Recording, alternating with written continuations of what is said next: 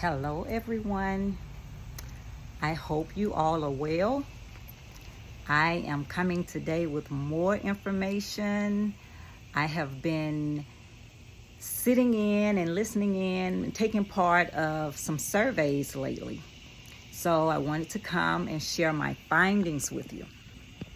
Okay, a few things that some of you may know, some of you may not know, especially new owners. Again, I like to share, keep you updated, help keep you compliant. So I am sharing a few findings that I witnessed this month actually on surveys from different clients.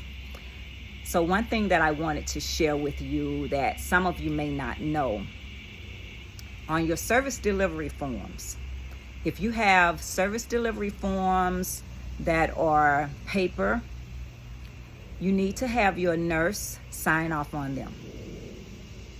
Okay, every week when you receive those service delivery forms, or every 2 weeks if you're receiving them like that, my recommendation is weekly so that you can keep up with them, because we are supposed to have the original forms in the client's file unless you are doing it electronically. So starting out, your service delivery forms should be signed off weekly by your nurse.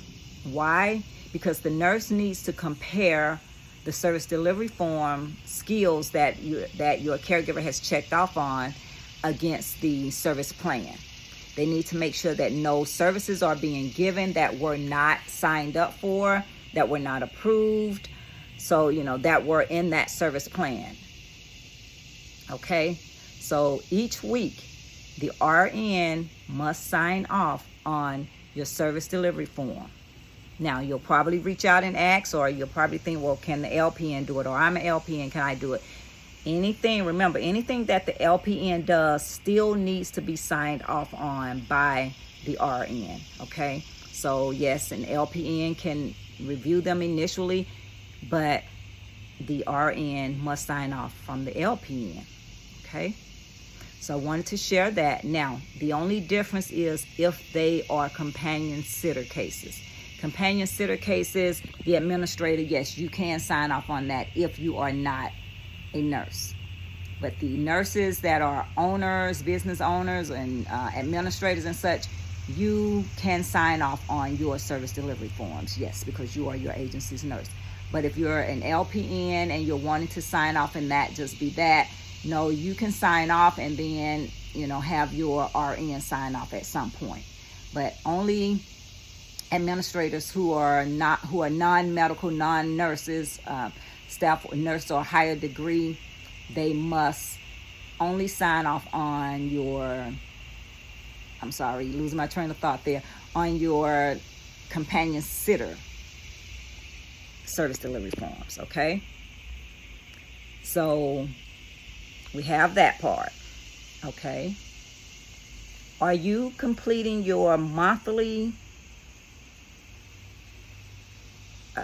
complaint and incident logs?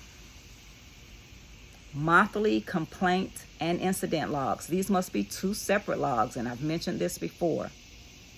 You must have a complaint folder or file, and you must have an incident file. Yes, they are different. If you want to know the difference, look at your policy, your rules and regulations. Look at the state rules and regulations and you'll see that information, okay? Or sign up for a consult and we'll get you up to date on all of that. But you should know this stuff. That's why I'm limiting on that part. I'm not going to just, kind of waste time and go into that part. But yes, they are different. And there's a slight difference there. So the state wants those separated. Also, quarterly. Are you completing your quarterly quality assurance? Or you can do it more often, but the maximum time should be quarterly that you're completing these quality assurance or quality improvement, whichever you label it or call it, okay? And this is where you are getting surveys, or you're reaching out to your clients and even some caregivers. You can reach out to them to see how the business is going. What can you do differently? Did they notice any problems, anything that they would recommend to be changed. So this is how you ensure that your business is growing in the right direction. You're getting feedback, okay? So you need that feedback. We need to learn how to accept criticism as a way to grow, okay? So that's the way I use it. When I have a problem with someone, I take it as a learning lesson. And I try to improve on that with the next step or the next person or whatever, okay? So those 3 things people have gotten cited on, as well as, let's see, there was one other thing that I wanted to share with you. We had the service delivery form, quality assurance, incidents and complaints. And another thing that I do want to mention, keeping your files neat and orderly, okay? The surveyors have mentioned to these agency owners that they were impressed, which to me says that everyone is not doing it, or most people are not doing it. If it's something that impresses me, it's not done on a regular basis, okay? So they were impressed that these agencies' files were neat and in order, okay? So I recommend that you use a checklist. If you came through me, you have a file checklist. You have a client file checklist and you have a caregiver file checklist. Utilize those checklists to organize your files. Use dividers. That will help organize it, okay? So you want to look organized. You want to have things in order. Another thing that they ask for, your policies and procedures. And they only want certain parts of the policies and procedures. So again, my recommendation, go through, print out your policies and procedures, put them in a binder, and divide them into sections. So when they ask for this information, you can easily flip to that section to get them what they need. Okay? So that's just a little nugget that I wanted to share, give you guys some updates on, what's been going on. The surveyors are out. They are, they're checking the files. Again, if you don't know, they will not allow you to give them the folders that you want to give them. You will give them a list of people, a list of clients, your list of clients, your list of caregivers.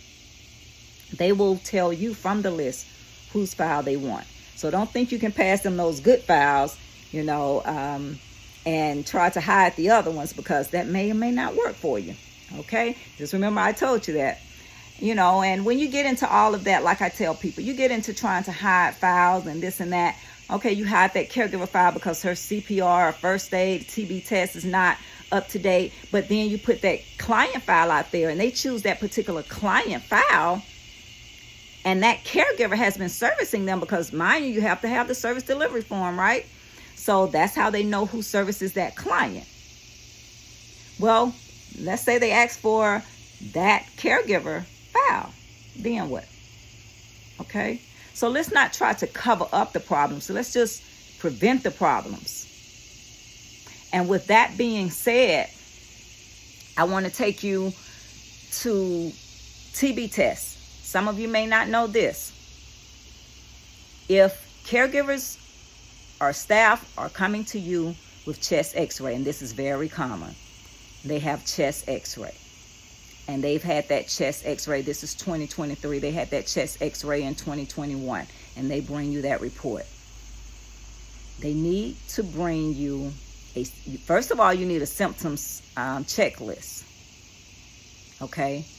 But they need to bring you that positive blood test or skin test that shows that they have to have a chest x-ray.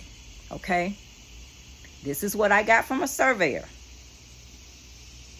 If they give you a chest x-ray, they need to have that test, that PPD test, or however they took it.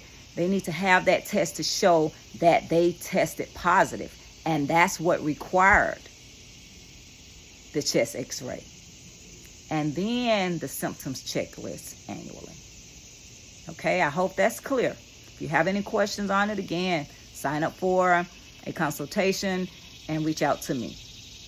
We do have monthly consultations at $100 a month. You sign up, you want to sign up for the year, it's $200 off. If you sign up for the year at one time, it's $1,000 versus $100 per month. With that, you can ask any questions. I'm, there for you virtually through your surveys or in person, depending on your location. So that you get a lot up under that consultation. So again, I am here to help you. I am Samantha Brown-Hightower, your home care coach and consultant on a budget. I try to keep you doing things affordably. I've had people to ask if I assist with personal care homes, adult day centers, and such. Yes, I do. If you have any questions about any business you're trying to start, feel free to contact me. I was also informed that I have been hard to contact because they could not find my contact information. So I'm going to put that in the videos from now on. My contact number is 770-255-8639. I prefer that you text me prior to calling, and we can schedule your call. If you would like to email me, my email address is pretty long. Okay, you ready? If you have a pen and pencil or paper, whichever.